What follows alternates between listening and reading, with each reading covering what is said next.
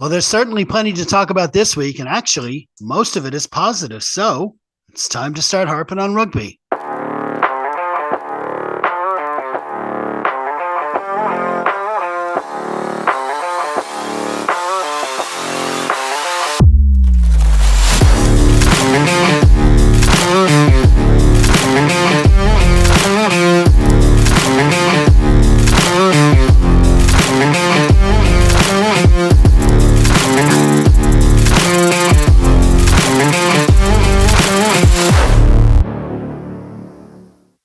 Hello, my name is Jeff Pagano, and welcome to Harpin On Rugby, where with the help of some fellow fans, I get the chance to harp on what's going on with Leinster, Ireland, and the wider rugby world. First up, joining me this week is someone earning his 37th Harpin cap. Welcome back to Mr. Rugby Keno himself, also known as Keno Muller. Thanks for having us back again, Jeff. Indeed, good to see you. And to complete our panel this week, I've invited someone making his 24th appearance with us to go with a host of written contributions in our article-based days. He's getting close to 200 combined offerings. And when he's not harping here, he also runs his own article-based site in Post to Post Sport. Welcome back to Mr. Kieran Duffy. It's nice to know how to pronounce Keno's second name. Actually, I've never heard it out loud, I have to say. I officially think he's still being polite with me, but we carry on nonetheless. Okay, welcome to both of you. Right, let's crack on with our feature match of the week, which was, of course, Ireland v Fiji in week 3 of the 2024 Autumn Nations Series. First, we had the formalities with the anthems, and then the Fijians performed their cultural challenge known as the Thimby. After he came close to literally getting on the wrong side of the referee, Holly Davison, by just avoiding hitting her on the back of the head with the ball, Caleb Muntz got the match underway, kicking towards the South Stand, Keno. And first, maybe you can start by giving us a sense of the weather conditions since you were there. Yeah, the weather was... I think we were hoping for the storm to clear before kickoff, and thank God it did. In the end, we were ready for yellow, orange, red warnings. So thankfully, the storm passed, much like the game and predictions that some were making the way it might have gone. Fiji kicked off. Ireland cleared. Fiji, no luck on the gain line in early doors, kicked it back. Osborne, who had a pretty big impact on the game during his time on the pitch, he took a high ball cleanly, and we had the first ruck offence of the game from Fiji, not the last. And we got down the line to 10 inside their half. It was Gus McCarthy's first line-out throw for the new cap. Unfortunately, wasn't straight, but thankfully we recovered pretty quickly from that. And that leads us into trying. There's a lot of tries to talk about in this game, so. Another attacking line out in their 5. Gus throws perfectly to the front, and they set up for a dummy maul. This is on the left side of the pitch. Very familiar move. He wraps around to the open side of the pass off Van der Fleer at the back, draws 2 defenders, and leaves a lovely Doris-shaped gap to be exploited, which he dutifully does with a lovely flick back inside. 2 Fijian defenders lay their hands on Doris, but there was no stopping power in that, so he just flew over. Worth noting that Osborne had a few lovely takes in counter and a counter attack prior to this, helped us get to that line out in the first place. And Sam slots one over, and Ireland take an early lead 7-0. Next couple of minutes, Fiji muscle at the line for a while. Poor Casey gets bounced twice in this sequence, which, fair play to him, he rolls back, bounces right back up, back into the line. He was certainly game throughout the 80 in this. Ireland defence mostly unfazed again by the Fiji muscle, which is a great sight and a bit of a sign of things to come for the 80. Then the thing happened. This is the thing that everyone's talking about now. Despite the win, it is Prendergast getting yellow for head contact on Kitione Salawa after he kicked the ball near the touchline. Tackle involved Prendergast tucking his arm and making contact with Salawa's head, led to a clear decision by the ref for a yellow in review. Now, for me, I'm going to put forth my point of view on this, which is antithetical to a lot of people's by the look of things. It's a failed shoulder check for me, which he's entitled to do, 2 of them going for the ball, but he misjudges it because Stockdale's dragging out of Salawa and slows him down a lot more than I think Prendergast was expecting. He was expecting a shoulder-to-shoulder contest to put him out of touch. Didn't work out that way. He needed to be more careful, but it was a low degree of danger. It was a fairly soaky kind of, there was no opposing forces really in it, so a yellow was right for me under the current framework for head contact rather than tackle. Now, despite the early setback, Ireland managed to hold Fiji at bay immediately after, and a strip turnover allowed Ireland to relieve the pressure. Then it was a close call. Why was Casey covering the wing? I don't know if we'll ever know, but a crossfield kick put him under huge pressure. A proper nice cover tackle from Izzy, actually. It was one of his first big cameos during the game. Puts down their prop, who was barnstorming towards the line. It looked like it was going to be a try. Winicolo makes a determined effort to score from a pop pass from there, stretching out, but he just held short by Byrne. By about a Nats bollock, to be honest. I thought it was a try for sure. Fiji go for a 7-man line out of that in the 22, but they overthrow, they fluff it completely, and we get to clear our lines properly. Goes on for a bit. Big defensive set from Ireland during this period was really, really heartening. Some great tackling from Bila Manaki, especially. Big Joe then earns a picture-perfect breakdown penalty, gets Ireland back into the Fijian half with an attacking line out. And then we got try number 2, Van der Fleer. Rapidly working up into the 22, the Fijian scramble gave away a penalty in their 5. A lot of Fijian penalties, a lot of silly ones, a lot of breakdown penalties, kind of unnecessary. I think we put them under a lot of pressure to get those. But still, you would have liked to have seen them be a bit cleaner off the ball, but nonetheless. Penalty on their 5, and Ireland opt for the tap. Gus McCarthy takes the tap. I'm going to stop for a second and say Gus McCarthy, he does remind you of a certain other Leinster hooker who does an awful lot of the stuff he was doing on the day.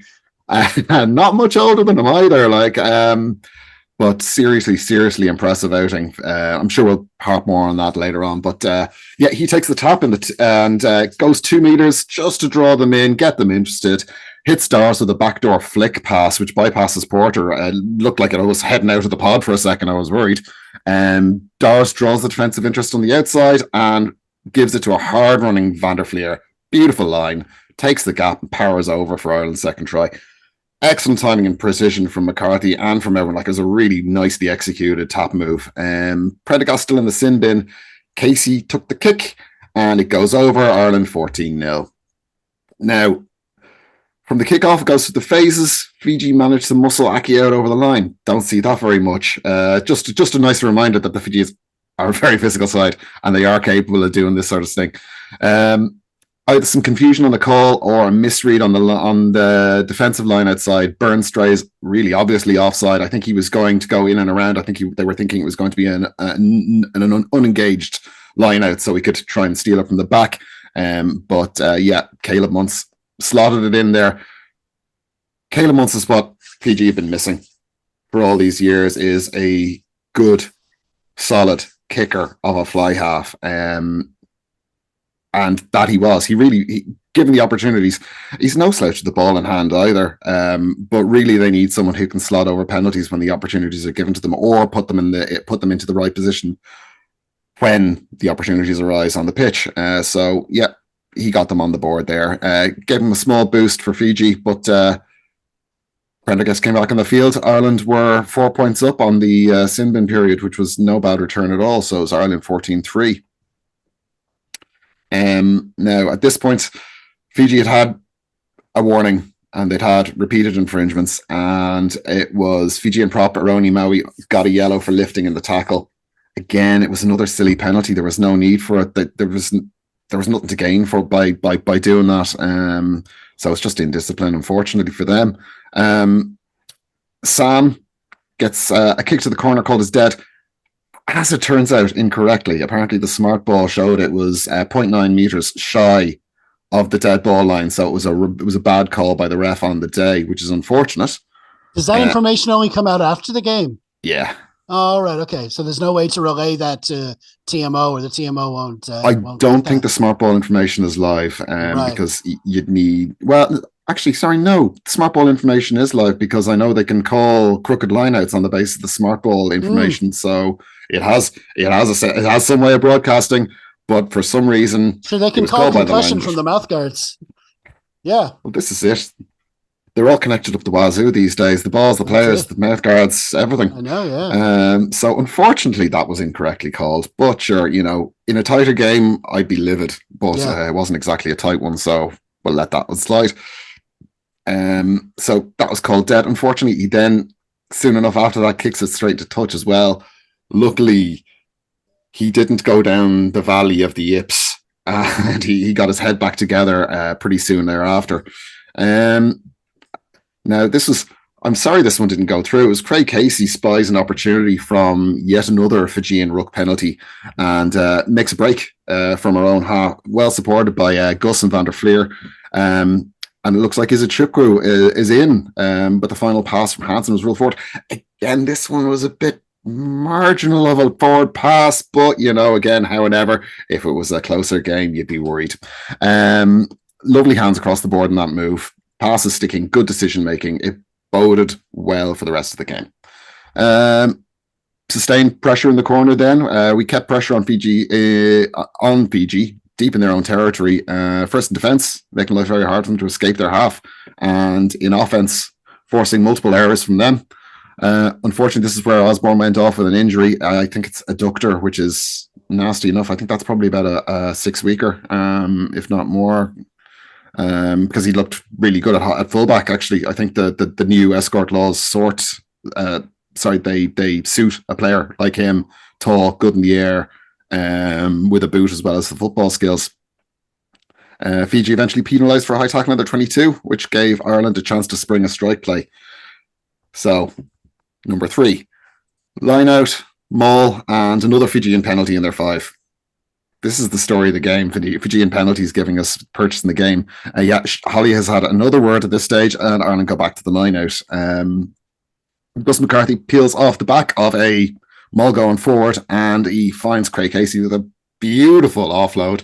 And Casey does the acrobatic leap into the corner, stays in field, absolutely beautiful. You couldn't fault it. And then, Prendergast nails a difficult conversion from the right touchline, and Ireland are 21-3 up. Half an hour in. A bit of back and forth after that. Fijian penalty here, a crooked line out there. Prendergast looking like he's gotten back out of his head fully at this point. A couple of nice touches here and there. Foley takes a heavy legal hit to the ribs from Fijian. Well, legal in the Courtney Law sense illegal. It was just on the right side of late, but he absolutely murders him. Thankfully, he got his breath back and was able to play on, because we would have been in. I mean, we saw what positions we ended up with at the end of the game. It would have been even worse if we'd lost Frawley as well. From there, another Fijian penalty for a late hit on Casey on 39 minutes. And frankly, I think they were lucky not to be done for targeting his leg. Ireland get a 5-metre scrum off an unplayable line-out, which again was a good call from Holly. I think they did both have hands on the ball, so unplayable was correct call. Prendergast delivers a beautifully weighted crossfield kick to Mac Hansen on the right wing. Nobody home. Hansen crosses the line untouched. And on the interwebs, they've both been getting a bit of slack for not having performed so far this game, so I was delighted to see them come together. It's such a nice move, just in time to get the fourth one in time for half time. Bit of creativity and variety, not just when the advantage is on to go for the crossfield kick if it's on. Brilliant. Sam converts it off the post, so that's seconds out, round 1 done. Comfortable lead for Ireland at half time, 28-3. Yeah, really eventful first half. You did well keeping it concise there. Actually, there was loads going on. It's like, at the start there, I thought Osborne got off to a great start there for sure. They were testing him. They were obviously targeting him with high balls, but he was catching them, and he was slotting in really well for Hugo there, and he was looking good. But just unlucky with whatever happened there. And looking back, it seemed like he played on for a couple of minutes with the injury. He was put there. There was a really good move going into the 22, and you can see him kind of pulling up But then he goes on and he hits. He goes out to the wing there for about 2 minutes, and he goes into a couple of rucks, and it's just it's too much of a risk. I mean, they want to see if they can run it off, I suppose. And well, that's it. Nobody wants to come off, especially kind of, this is your opportunity. This is your chance to grab a jersey. By the collar, or by whatever other anatomical parts are available. So no one wants to give that up, and last thing you want to do is limp off and then discover, actually, I probably could have run that off afterwards. That said, injuries get compounded very easily by staying on. I kind of wish he'd minded himself a little bit more, but you can't fault that drive to keep going. Yeah. And speaking of the grabbing the jersey, I mean, you had the two new lads. You talk about Andy Farrell's talking about adversity all the time. I mean, you had Gus with his crooked line out his first throw, but then he came back straight away to just get involved in that try. And then you had Sam. I like the way you phrased it, within the current framework. I think I'd be more inclined to go back to the way, if it was down to me, I'd go back to the way nobody intends to hit someone in the head, but if you do, I think you might face the consequences. So I think going on a previous framework, I think they have softened the framework now. They've softened to the Southern Hemisphere, wanting to reduce the red cards and yellow cards, maybe. Yeah, it's a bit more simplified now. So they take fewer factors into account. They kind of roll some together into high degree of danger, low, medium, or high degree of danger, which is very subjective. Yeah, exactly. I think he was in the red card territory, let's just say. And frankly, a different day and a different TMO review, and a different bunker review, and that could well have been a red. Absolutely, I can see that 100%. When the bunker review came back, you could hear a Fiji player go, "What?" I know, on the ref mic. Yeah. And to be honest, it didn't surprise me. But anyway, he came back, and of course, like you say, he put that out in the full. Now, obviously, it turned out it wasn't, but that still would be affecting his mind at the time. And then he had another mistake then, but then he came back. And I think the only issue we had on the attack this week was, they're not going to be used to Sam yet fully in a match situation from a starting. It's a back line that he's got his own style. That delay pass is just an absolute gem to watch. It's just you can see in real time the space it creates, just by not only the timing of it, but where he actually puts it. He puts it like right in front of the player, where he can not only get it, but by grabbing it, he's beaten his player. It's great. It's great to watch, but with such a timing issue, it's going to take a while for them to get the hang of it. But he's had time in the green jersey on the emerging tour. He's had this start now. He had some minutes last week. It's going to take a while. It's great to see Andy putting him in there and putting him in those situations now, so he'll be ready down the line. Oh, 100%. And I think actually the ball close to the line is going to be huge for this Irish side, regardless of who's executing it, because Crowley is obviously well able to do it as well, as is Frawley. They each have their own styles, but the ball close to the line, the subterfuge and moving it at the last possible moment is huge, because I've noticed that most of the defences that have been really successful against us of late, notably New Zealand, stand off. They don't bite. They just wait for you to come to them and kind of trust that the picture will be clear enough for them to put in a solid one-man or preferably two-man tackle in on the carrier when they hit the line, not try to double, not try to guess where you're going to go with it. So that last second subterfuge is going to be really, really important to try and unlock those defenses. Absolutely. And a key point you made, you reminded me to make the disclaimer that every nice thing I say about Sam isn't necessarily a bad thing about anyone else who may or may not be wearing the 10 jersey. Jack, I still stand by it. Jack Crowley is the number one incumbent of that 10 jersey. And I think we're all agreed on that. Okay. So, but anyway, like you say, an eventful first half, 4 tries in, and at halftime, the score was Ireland 28, Fiji 3.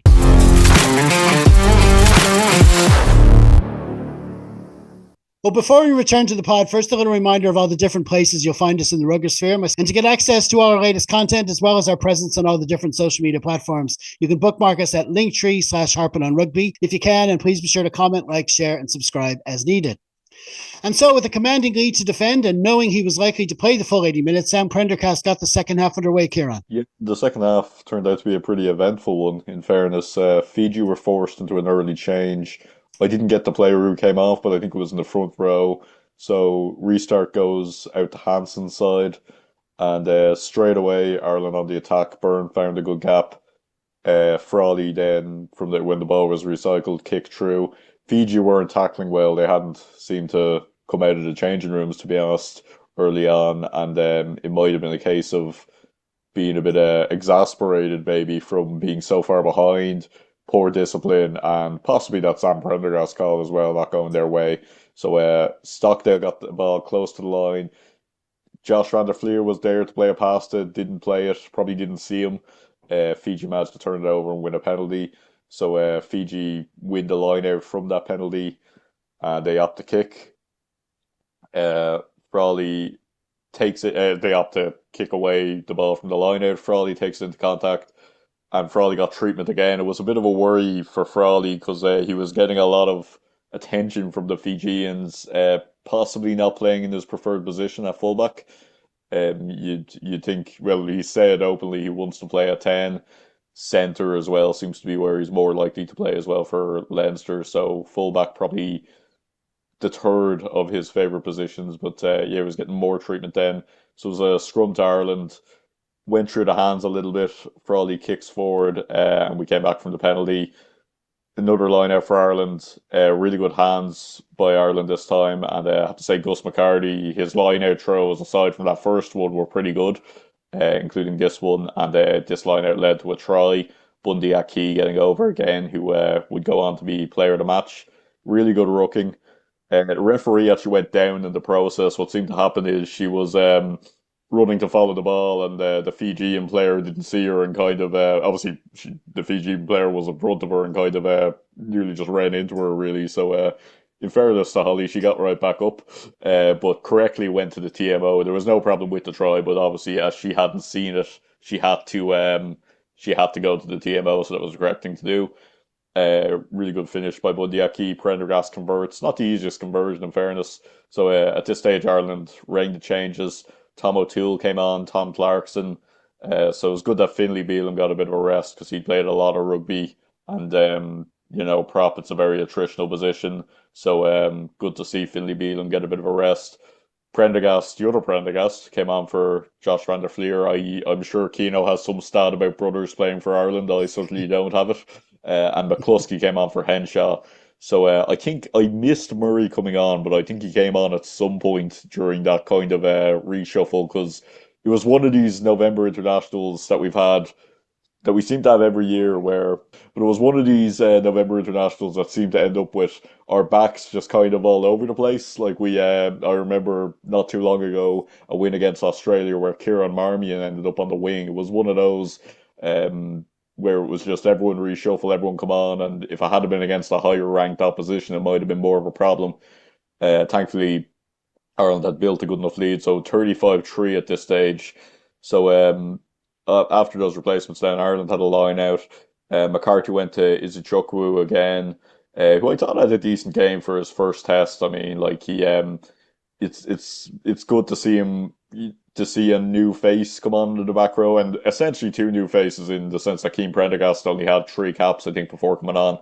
So those two new faces, it's good to see them because we probably don't have the depth in back row that we had, a few seasons ago. So it's good to just keep that pressure on those established starting names. Realistically, Josh van der Fleer and Caelan Doris nailed down.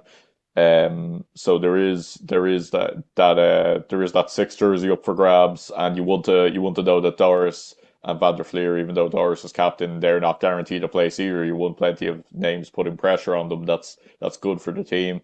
So from there, good bit of play off that line out.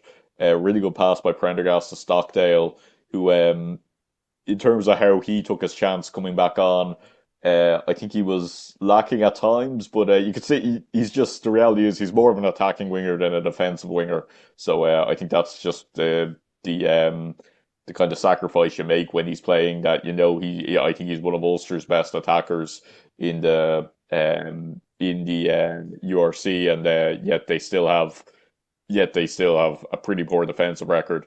So came back to Frawley to Hansen again. Really powerful tackle on Hansen into touch. From there, Ireland brought on another few replacements. Izzy Chukwu came off for Henderson again. I think Izzy Chukwu came off pretty well. He did what he needed to do. It's probably a hard position to make an impact because I mean, for so long it's been a pretty setback row. You think maybe Peter O'Mahony is coming to the end of his international career now. Still think he has plenty to offer, but he might not be starting as regularly. So there's probably a place on offer there. Fiji make a couple of changes there, and they have a line out. From that line out, they get a scrum, and it was a penalty for Fiji against Tom O'Toole, who had just come on, and you can see there is a bit of a step down from Andrew Porter to Tom O'Toole. I think he conceded a penalty with one of his first scrums last time as well.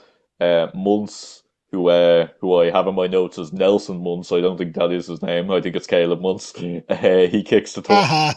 Yeah, indeed. He kicks the touch. I have to say, Nelson Muntz, Caleb Muntz is one of the. He was probably Fiji's best performer on the day. They did seem to run out of ideas on the along the way, but he was definitely one of their best performers of the day. And Muntz kicks the touch. Fiji had a line out maul, and it was ripped away by McCarty, and a penalty against Fiji for coming in by McCarty in the air and won the line out, I should say. And then Fiji were penalised for coming in the side off the maul. I'm going to go to the corner again and line out and to the tail. And this was Fiji's line out. Sorry, let me start it again. Fiji had a scrum, and it was a penalty to Fiji against Tom O'Toole. So Muntz kicks the touch for the line out. It was ripped away by McCarty, but it was a penalty to Fiji for coming in from the side. And they go to the corner again. So they're putting us under a bit of pressure here. A line out to the tail. It was a bizarre one because they seemed to miss their target completely. It seemed to not have intended to go to the tail. They seemed to have just overthrown it. Bit of miscommunication. So they go through a few phases. Ireland slip off a few tackles, and Salawa gets over for a try. Really explosive power, kind of typical back row Pacific Islander power. You can't really do anything to stop it. Bit of indecision from Henderson on it, whether to join the rock and turn things over, or ultimately didn't make a difference in the game.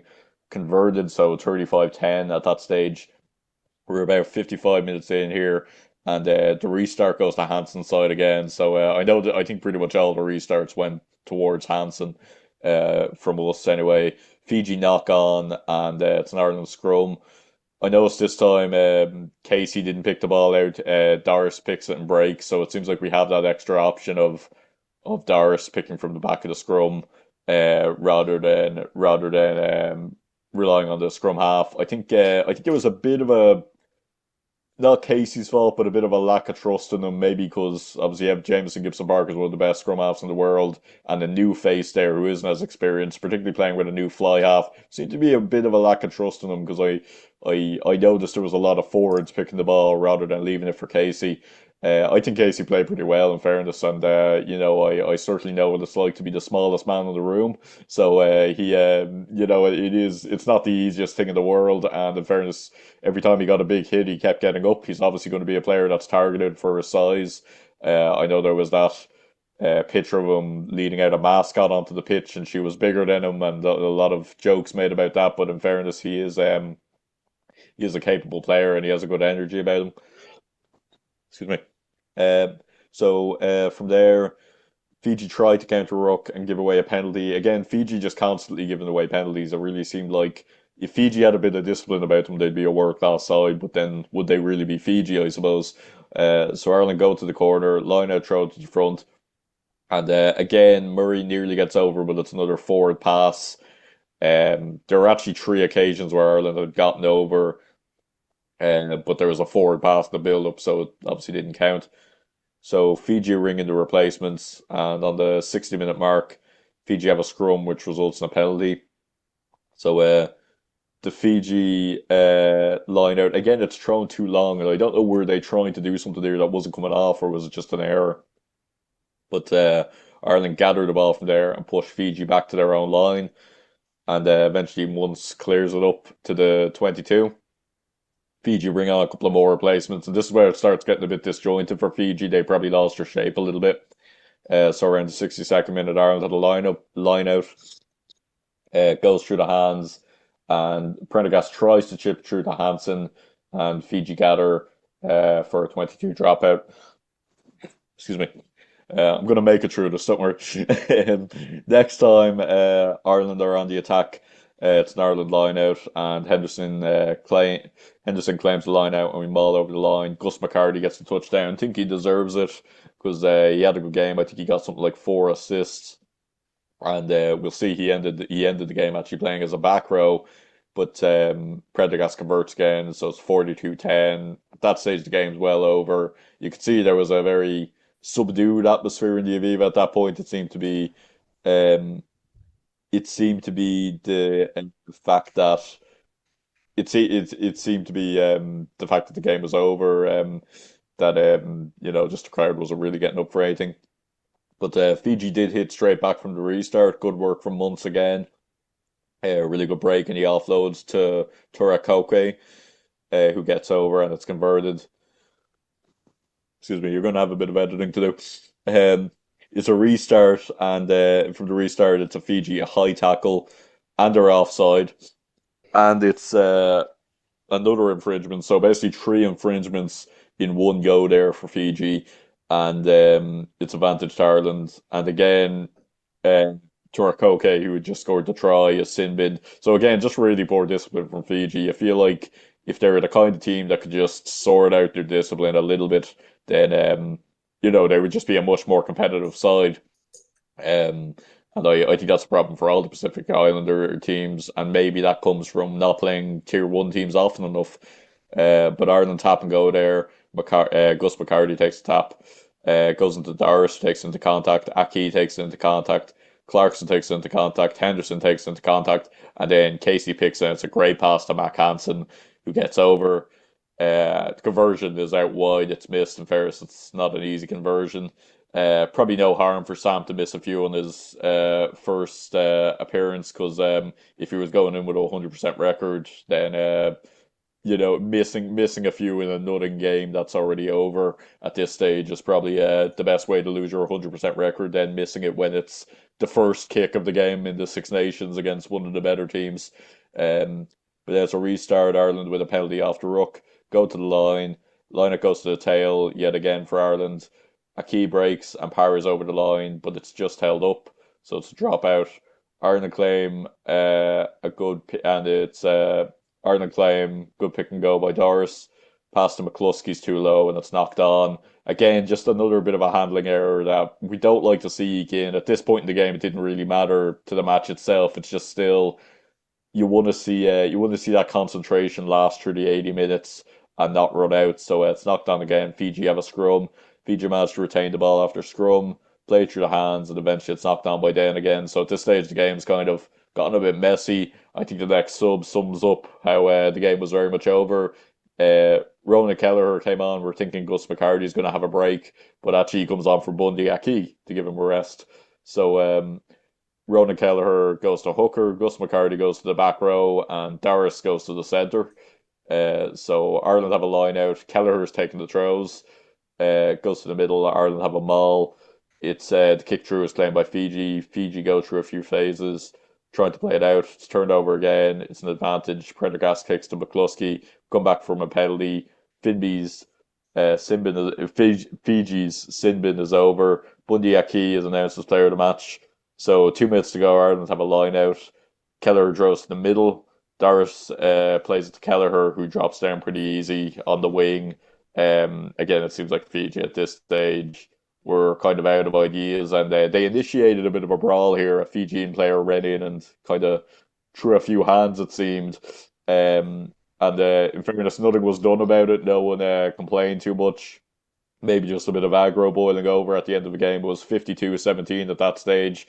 Interested to see if anything gets done about that. Probably one of those warnings coming from World Rugby. The Fijian restart then just goes. It seemed to go short, and it just showed they were completely exhausted at that stage. So Ireland, the scrum, it was actually won by Fiji. Fiji won the final scrum of the game. And eventually they chipped the ball through, but Murray does really well to claim it. Craig Casey kicks it out, so that's over. So yeah, an interesting second half that was very much kind of middle November international against a tier 2 game. Probably won't be remembered for too much other than the fact that Sam Prendergast may have been sent off. Probably would have been a different game if he hadn't been. I'm of the opinion that yeah, maybe it was kind of bordering on red. There could have been no complaints if it was red, but at the same time, it was probably an orange, probably one of those.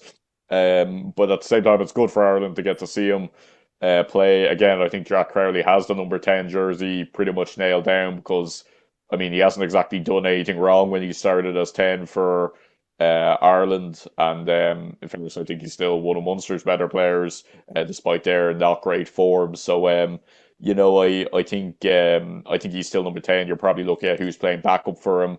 Interested to see who starts as 10 next week. I'd probably go with Crowley just to give him that more game time. I'd hope Frawley gets a bit of more exposure at 10 as well, just to give him the run. With my Leinster glasses on, I'd rather Prendergast play against Ulster for us because he's a step up from either Byrne brother, but I don't necessarily see that happening. So yeah, look, pretty eventful second half, but one we probably won't necessarily remember come this time next year. Anyway, when it's I think is it the Nations League next year or is that the year after? I'm not sure, but it's probably one we won't be thinking too much about by the time the Six Nations rolls around. Yeah, I mean, I think the key there is that it's that game in November where we're not going to put out our full team. We're going to try other players. So even before the game begins, there's not a lot we can take from it because it's not a 15 we generally be putting out in big matches. It's more about individuals trying to, play their way into the team. But as this game turned out with injuries, I mean, they say to lose one back is unfortunate. To lose two is careless. When you get into the two injuries to your backs mode and you start playing scrum halves on the wing and stuff like that, it does, especially your defensive system, it messes things up and it's hard to tell. Then you've got Caolan Doris playing in the center towards the end and Gus playing, it's helter skelter. And then on the Fijian side, we had their lack of discipline. That hit at the end, it looks bad in slow motion. It was definitely a second shoulder into him as he scored the try. That was we all remember Nico Matawalu, who played for the Glasgow Warriors. That was his brother, apparently doing that. Their sub scrum half, and he played a lot of the game. They lost their 9 early as well. He had to come on for him in the first half, but that was an extra thing there. And I've got this stat from nowhere that Fiji threw 80% of their lineouts either short or long. I think anyone listening to this podcast knows Keno gave me that. But that was key. They were afraid to throw to that middle section, and that there was a lot of overthrows involved there. So that was key to a lot of the errors coming from their side. From us, when it comes to our defense, I think that you can look at every try and see, but the fact that you can literally see where every try comes from, because our system is so dependent on everything being right and everything being set, and nine times out of 10 it is, that when something does go wrong, even for us, you can see where it was. You said it right there. I think Henderson, he chose to go into a ruck when there was the pillar was kind of exposed, and they just went straight through that gap for one try. And then for the other try, it was just off a restart. I think Henderson knocked it on. This happened last week as well. There was an advantage after a knock on. And I think we just maybe fell that little bit asleep thinking there's going to be a scrum, as opposed to saying, listen, they could play on, set the defense, and it happened again. And that just gives them that little bit. And you don't need to give Fiji, team like especially Fiji, a chance, a second chance to do something like this. They were on it like a shot and got to try. But listen, when you're in a situation where that's 4 tries in 3 weeks conceded, and it overall, I think it is a good sign on the defensive side of things. And here we got our 8 tries, and it was we were talking about attack. It was going better this week. Needed a bit of luck along the way, like you said, but still. The other thing I noticed was those goal line dropouts. I've been talking about them a lot the past few weeks. The way they become a set piece for us. They just, if the other team kicks it long, it's going to end up in Caelan Doris's hands. We're going to end up front foot in the 22. We noticed last week the Pumas did one short towards the touchline at the 22. So that's getting it away from Caelan Doris. But that's not a bad place to end up with the ball, am I right? In this kind of situation, and so it's really, it seems like a well thought out system overall. So on the one hand, you're going to have some teams copying it, and you're going to have other teams maybe coming up with better ways to go against it. But it seems good overall. But anyway, listen, a good win overall, a good result. Not a whole lot we can learn, I think, from the second half the way it went, but still happy enough for the final score of Ireland 52, Fiji 17.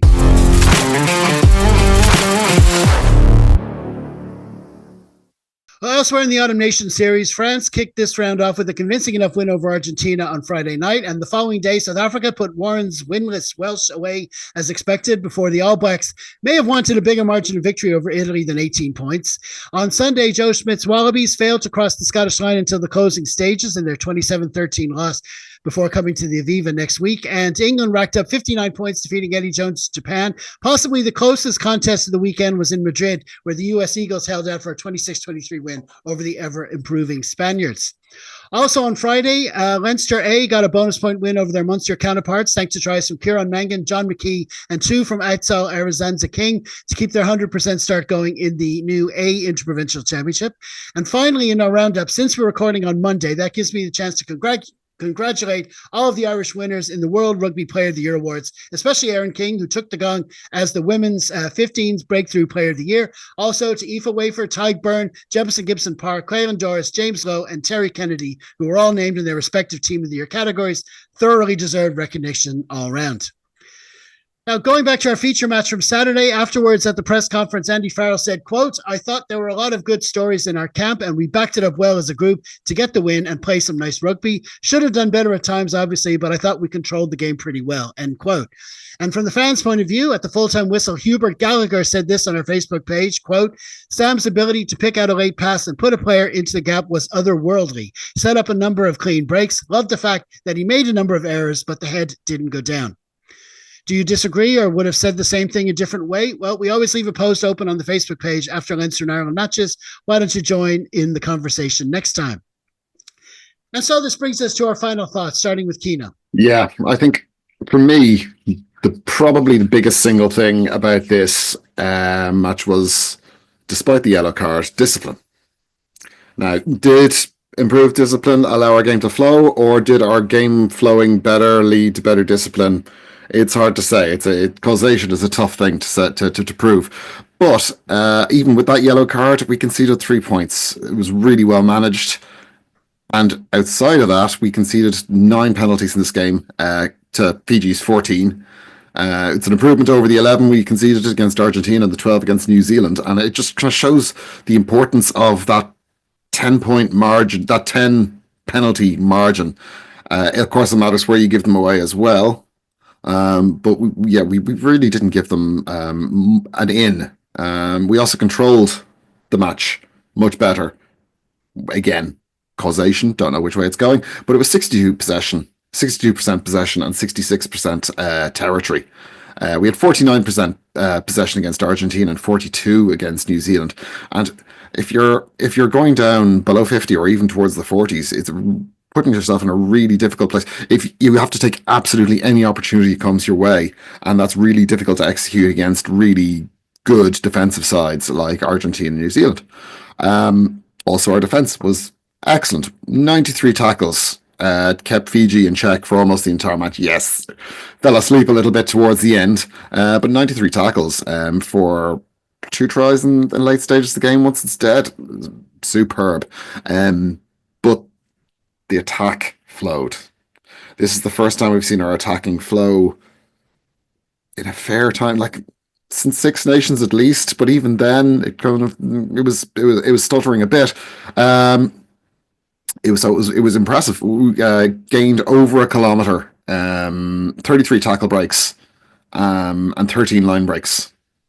It was 800 meters run versus Argentina, 420 versus New Zealand, and the 13 line breaks we got 4 against Argentina and 9 against New Zealand. That'll give you an idea of the difference. Offloads as well, 12 offloads against Fiji. It was only 8 against Argentina, 4 against New Zealand, giving you an idea of the different kind of game they were between them. Kick pass ratio was 12.1 for this game, compared to 9.5 against Argentina, 5.3 against New Zealand. Very conservative against New Zealand. We really went for the trusted the running rugby in this. Big physical side. You could try kicking to them and challenging them in the air, or hitting them hard when they take it and come down. But honestly, our hands were enough. We were able to get past them. We were able to be physical in the contact areas as well. So that was the way to play it, and it worked out wonderfully. Line out remains an area for improvement. We nearly hit 80%. Kind of 80% is the watermark in international. You want to be above 80%. We got 14 out of 18 in this game, 77.8%. It's okay, especially with a very young starting hooker like it's his first cap. You forgive a few issues around the line out for that. Given that, say New Zealand, we were 7 for 10, so that's 70%. So it's still an area to work on. It really is. We need to get that up above 80 and keep it there. The other big talking point for me, I think, was just the impact of the substitutes. It was something we really didn't see a huge amount of in the previous 2 games. Was substitutes coming on having a positive impact. Conor Murray had a great game coming on, as did Kieran Frawley, both not where they were meant to come on. Prendergast, O'Toole, Clarkson, McCluskey, good energy coming in the second half.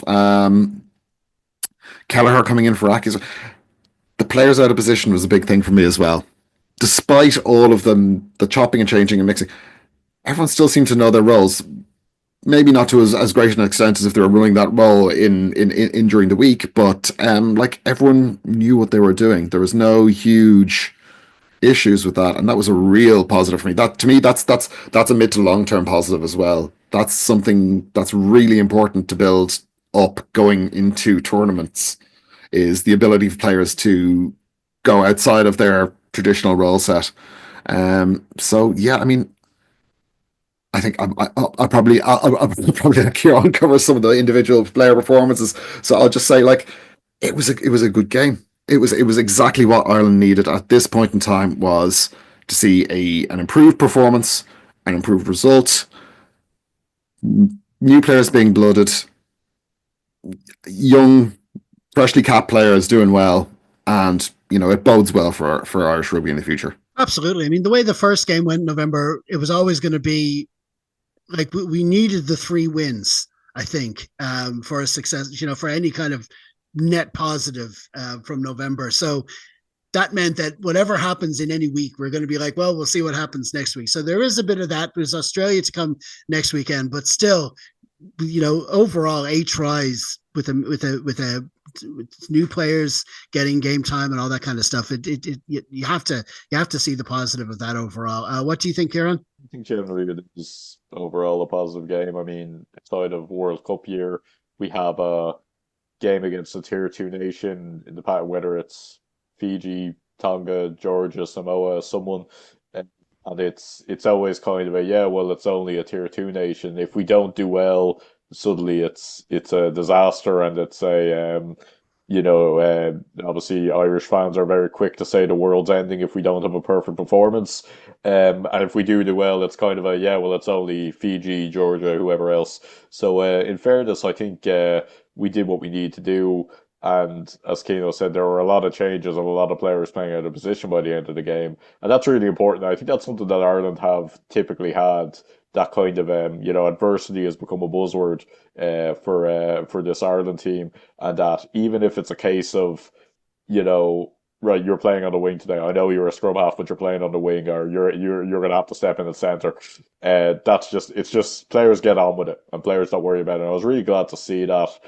happen. I think Murray actually did really well coming on, and it was the kind of thing beforehand in scrum half. Before the team was named, I was hoping Craig Casey started because I think, look, for so long when Johnny Sexton, and I think Jamison Gibson Park is kind of the equivalent of scrum half. They're such an important player that we nearly didn't build any depth around him, and we were nearly like, okay, where are we gonna? Where, like, what happens if Sexton's not around, if Sexton gets injured, if Sexton isn't available for a game? What happens if Jamison Gibson Park isn't available? I think Craig Casey did really well. Look, he had a bad kind of first 20 minutes, and it was probably a case of, coming up against a very physical side when you're a very small player. And look, the reality is, if you're a particularly small player in a very physical game, you're always going to find things difficult. But in fairness to him, every hit he got right back up. He showed a lot of energy, kept trying to make things happen. So I think he's still young, in fairness. So I think a couple of years' time, there won't be that same gap.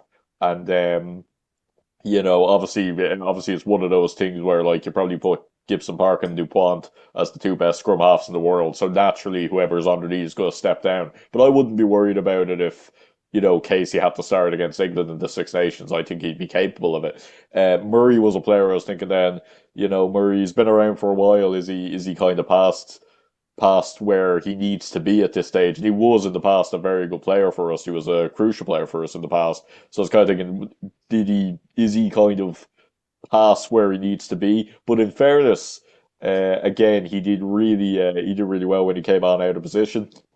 And I think Sam Prendergast, I think the point we've kind of all made throughout the podcast is that, in fairness, he might have got sent off, might have not, whatever about it. He had a few blips, but he bounced back and kept going, and that's what you like to see. That's the same positive I was saying about Jack Crowley, who I do think is right now our first in our three number 10s. He makes mistakes and he bounces back, and that's what you like to see. You like to see. I often lament Ross Byrne for being a confidence player in the sense that he makes one mistake and the head goes down suddenly, or he misses a kick and the head goes down. That's what you like to see. He's like, okay, I made that mistake. I'm going to go back and rectify it now next time. I think Crowley probably starts next week. Just for that consistency. I actually wouldn't mind seeing Crowley and Casey start, and not to wrap Gibson Park and Calvin Roll away or anything. You can have them on the bench, but I just think it's no harm having different combinations exposed in the half-back pairings, because for so long we were reliant on Sexton, and in a lot of ways Sexton and Murray basically. So I think it's good. I will reiterate the point that Crowley wasn't dropped for this game. It was just rotation. You need to rotate your fly-offs. You need to rotate every position. This is a game to do it in. So there was no one being dropped.